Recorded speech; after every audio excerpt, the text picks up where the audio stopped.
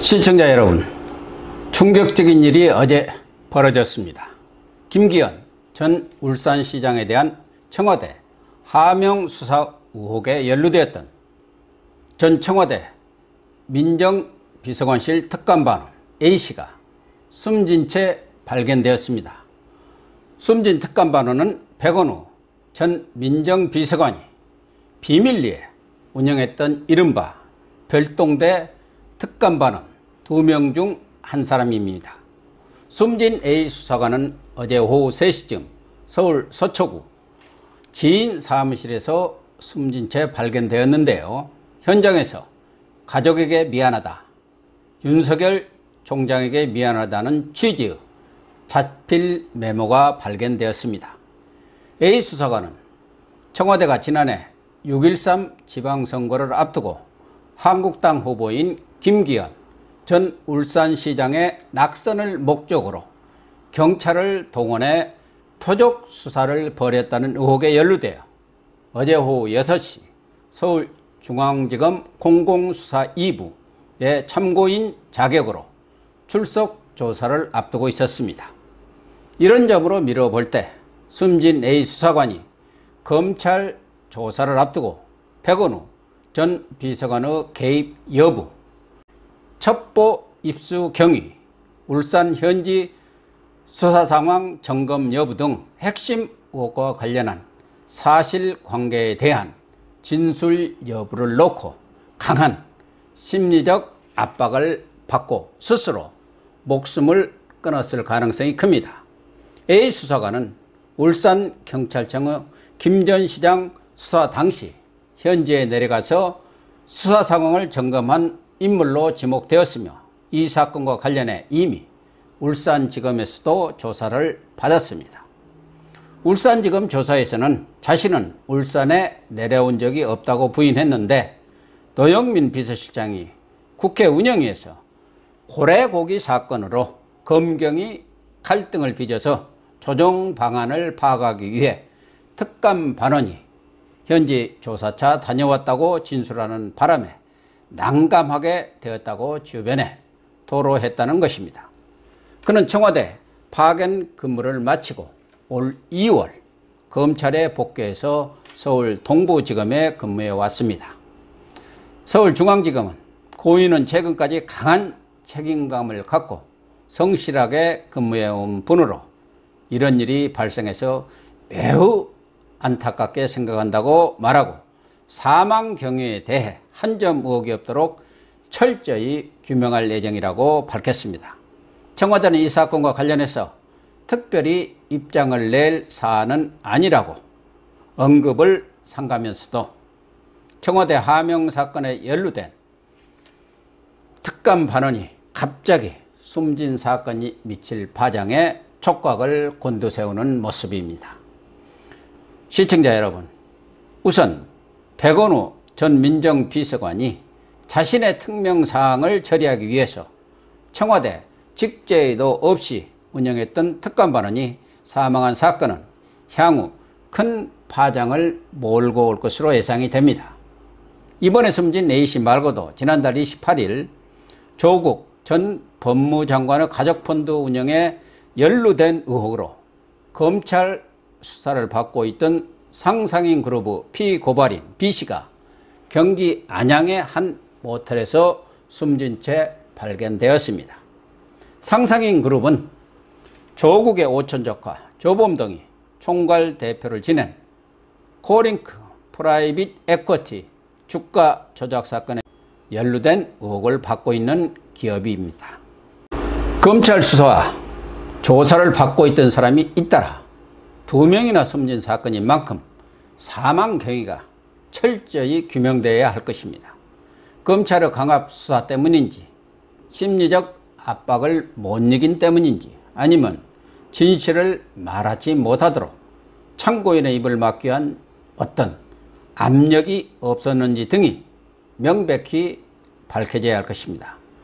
백원우 별동대는 다른 특감반원이 청와대 창성동 별관 5층을 쓰고 있었는데 반해서 따로 3층 사무실을 썼다고 합니다. 숨진 A 수사관은 숨지기 전 청와대 민정수석실에서 전화가 자주 온다고 말했던 것으로 알려졌습니다. 둘째, A 수사관의 사망이 검찰의 유재수 감찰 무마 사건이나 청와대 울산 선거 개입 의혹 사건에 대한 검찰 수사에 차질을 주어서는 안 된다고 생각합니다.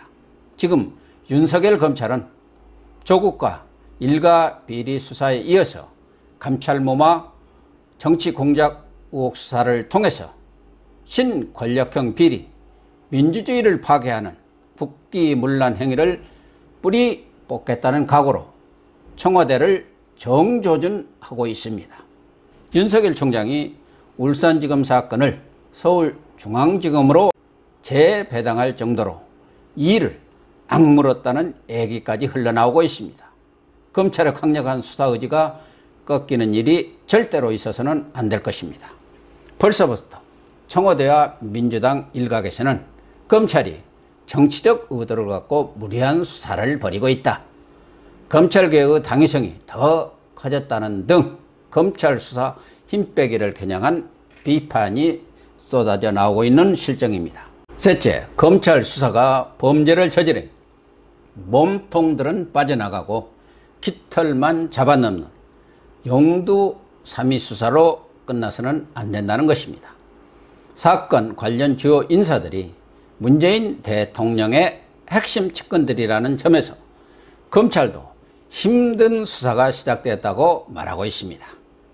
두 사건 모두 조국 민정수석실에서 일어났다는 점에서 총괄 책임자인 조국은 말할 것도 없고, 울산시장 개입 하명 수사 사건의 백원우 전 민정비서관, 송철호 현 울산시장, 황운하 대전경찰청장, 그리고 유재수 감찰 무마 사건의 김경수 경남지사, 윤건영 청와대 국정상황실장, 청경덕 청와대 총무인사팀 선임행정관, 이호철 전 민정수석 등 소위 친문 성골들이 연루되어 있습니다. 경우에 따라서는 이들의 윗선, 진짜 몸통에 대한 수사가 필요할지도 모릅니다. 청와대 고위공직자 비감찰과 조사 업무 실무 책임자인 박형철 반부패 비서관이 감찰 무마 하명 수사 의혹의 모든 진실을 털어놓은 뒤 사표를 제출한 상태입니다. 참고인 조사를 받은 박 비서관은 검찰이 이미 조사를 다 해놓았더라고 전했습니다.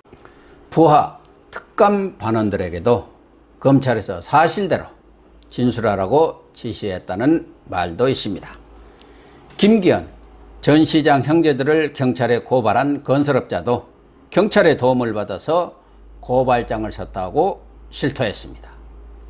당시 황운하 울산경찰청장이 부임하자마자 자신의 사람으로 수사팀을 다시 꾸렸는데, 그 수사팀장이 바로 고발장 작성을 도왔다는 것입니다.